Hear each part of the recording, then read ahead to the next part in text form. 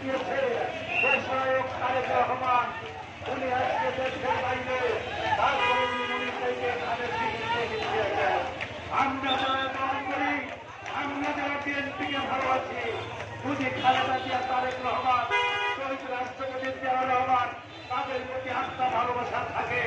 ইনশাআল্লাহ আমরা নেতাদের সকল মতামত তুলে দিয়ে একসাথে হাতে হাত ধরে কাজ করে আমরা ধানের পিঠে বিজয়কে ছিনিয়ে আনবো এবং আমরা আগামী দিনে এই বাংলাদেশে বিএনপি একটি গণতান্ত্রিক হয়ে পরিচ্ছন্নভাবে একটি রাষ্ট্র ক্ষমতায় আসবে, যে রাষ্ট্র ক্ষমতার মাধ্যমে বাংলাদেশ একটি নতুন বাংলাদেশ হবে।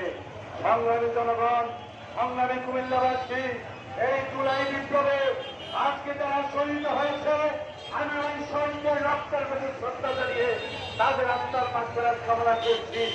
আমরা যে আন্দোলন সংগ্রাম দীর্ঘ 17 বছর চলছি, আমাদের অনেক ভাই খুন হয়েছে, অনেক ভাই হত্যা হয়েছে, অনেকে